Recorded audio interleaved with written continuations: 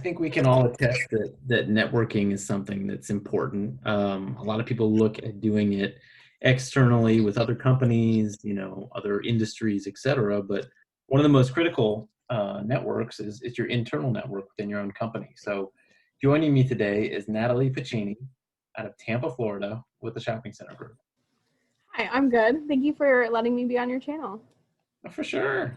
Always happy to have you. We're actually in the midst of our game changers, which is something Natalie and I do each week, and we just compare best practices. And today we were kind of on that topic, and as a part of the digital army and second gen and the shopping center group, we talk a lot about social. But some of the other things that come along with social are skills like video.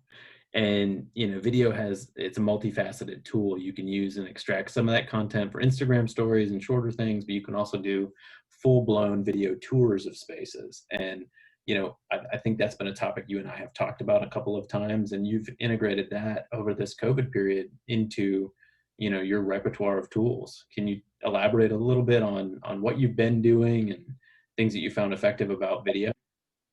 Yeah, for sure. I started my professional Instagram about a year and a half ago, and I never really did stories up until COVID. And I found that I was kind of missing some local people in Tampa, and by posting videos on, well, really clips and stories, I would get people in the Tampa market replying to me and asking how I was doing. And it was just kind of like a way for people to see my face and stay present, honestly. But I've also done it for properties as virtual showings. And I do that on YouTube because I can edit the video and kind of cut out the blurry pieces and make it a little more refined than my stories are very raw and very authentic, I like to say. So it's definitely a different side of it for sure.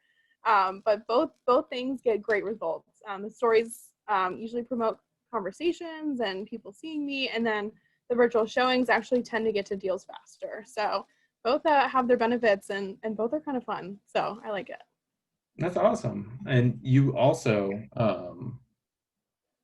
well, I guess let me go back real quick.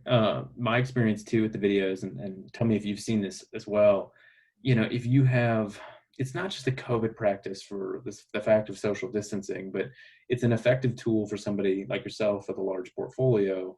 If you had somebody who was only in town today and they called you 5 minutes ago, and they really, really wanted to see the space, and everything's contingent on them getting eyes on it. If you have a video of the space or a space tour, that can help lead to an actual LOI. And then you can schedule that, in-person space tour, once your LOI is getting closer to lease. Have you found that to be true in any circumstances? Yeah, absolutely. My team covers about 40 properties, and we stretch about 3 hours north and south of Tampa. So sometimes the showing last minute is One just. second. I just need you to flex real quick on that. That was nice. Why? Properties, I like it. That's good. It's a good portfolio size, and we cover a good geography for sure. So, physically can't always get to a property when someone's there last minute. And as a tenant rep, I get it. Okay. I know it's urgent. I know people are, no heads up. I'm just here. Can I see the space type of thing? So having the virtual tour helps them, see inside, look in the windows, but then actually get the look through without you having to be there. And I found that when I do that, when I actually have a showing, their contractor comes, some of the decision makers come. It's kind of pushing usually what would be like the second or third showing to get some people in the door to the first one. So a lot more efficient, I think. That's a great point, because then you become a resource for the tenant reps as well. Oh, absolutely. Anything we can do to help.